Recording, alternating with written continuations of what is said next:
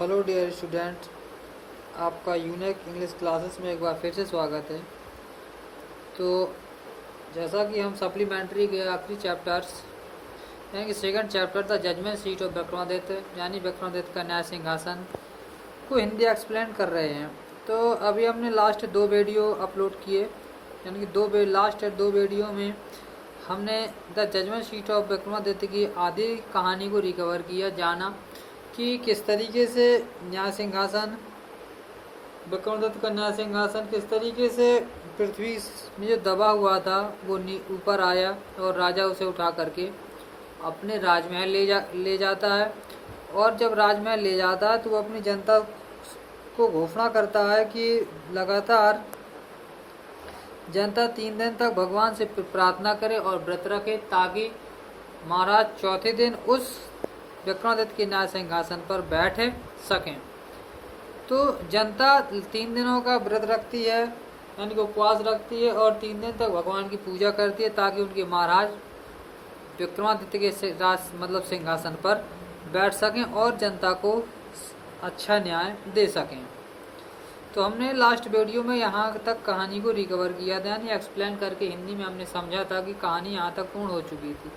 तो आज के वीडियो में यहाँ से आगे की कहानी को हम समझेंगे कि क्या राजा विक्रमादित्य के न्याय सिंहासन पर बैठ पाता है या फिर विक्रमादित्य का न्याय सिंहासन हमेशा के लिए इस पृथ्वी से विलुप्त हो जाता है। क्या स्थिति रही, क्या कारण रहे कि राजा न्याय सिंहासन पर नहीं बैठ पाता है और विक्रमादित्य का न्याय सिंहासन इस पृथ्वी लोक से हमेशा हमेशा के लिए विलुप्त हो जाता है। तो आइए वीडियो को स्टार्ट करते हैं और आगे की कहानी को जानते हैं कि किस तरीके से न्याय सिंहासन इस पृथ्वी से हमेशा के लिए विलुप्त हो गया। तो 3 दिन के लगातार उपवास और पूजा करने के बाद एट लास्ट स्टार्ट होता है यहाँ से अगला पैसेज। एट लास्ट आखिरकार अंत में द ग्रेट मॉर्निंग माने वो महान सुबह के माने आ गई।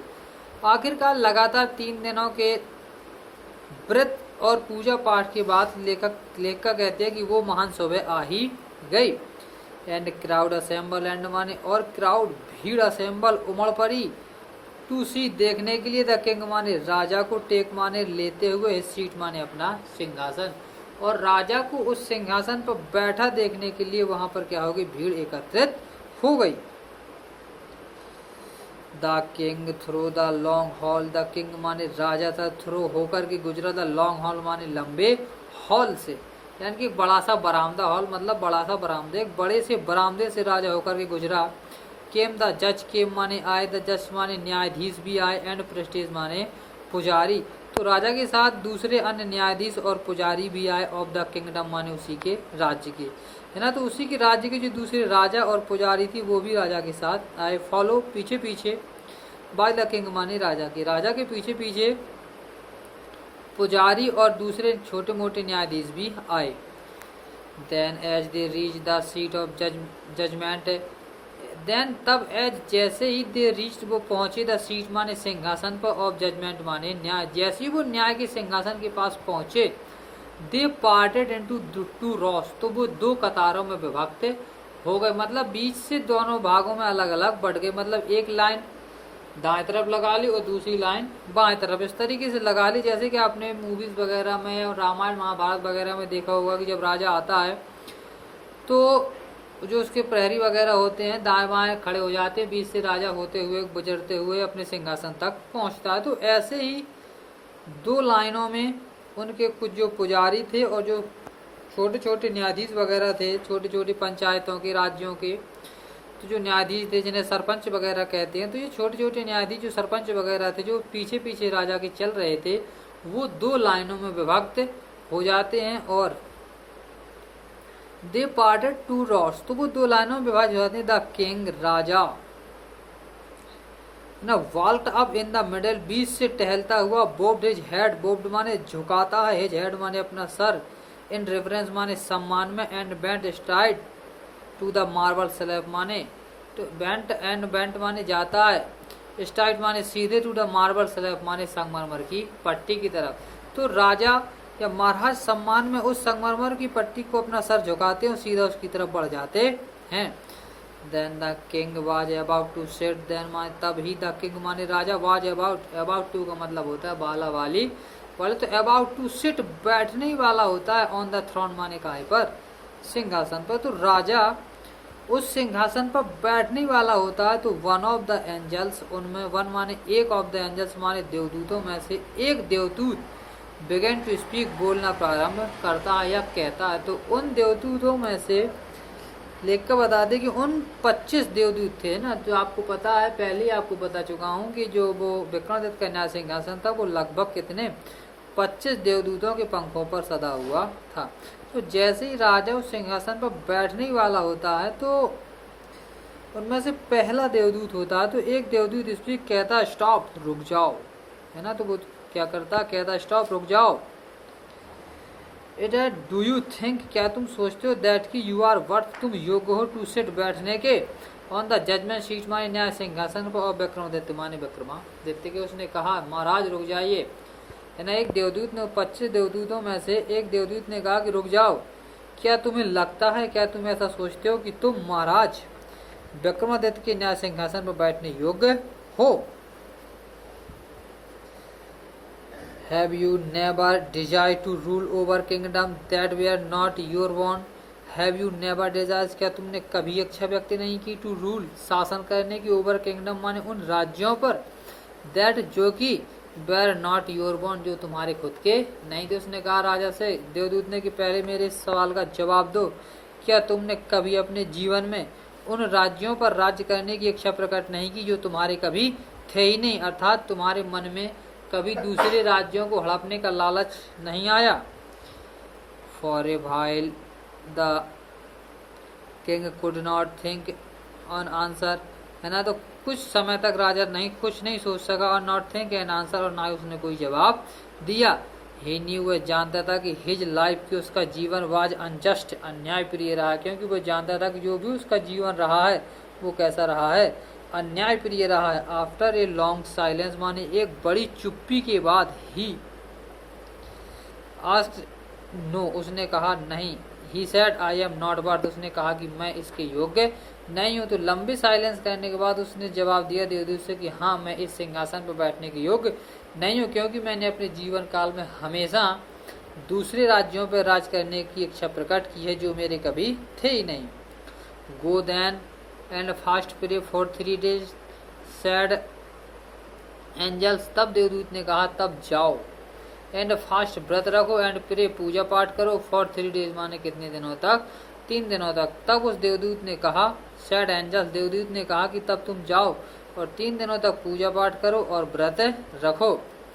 So that you may purify your self, so that ताकि, यू मे प्योरीफाई तुम शुद्ध कर सको, योर सेल्फ माने अपने आपको, ताकि तुम अपने आप को शुद्ध कर सको, एंड बी वर्थ और योग्य बन जाओ, टू सिट बैठने के, ऑन द थ्रोन माने सिंहासन पर, ताकि तुम इस सिंहासन पर बैठने के योग्य बन जाओ। विथ दीज वर्ड, इन शब्दों के साथ, इट स्प्रेड इट्स विंग्स, उसने अपने पंख फैलाए, एंड फ्लू अवे, और वह देवदूत उड़ गया। इतना उस देवदूत ने राजा से कहा, और इतना कहने के बाद उस देवदूत ने अपने पंखों को फड़फड़ाया, फैलाया और उड़ गया। The king prepare himself with pray and with fasting to come again, the king माने राजा ने, प्रिपेयर तैयार किया, हिमसेल्फ माने अपने आप को, तो राजा ने अपने आप को तैयार किया, विथ प्रेयर प्रार्थना करके या पूजा पाठ करके, एंड फास्ट विथ फास्टिंग माने व्रत रख करके, ठीक है। तो व्रत रख करके और पूजा पाठ करके राजा ने अपने आप को तैयार किया।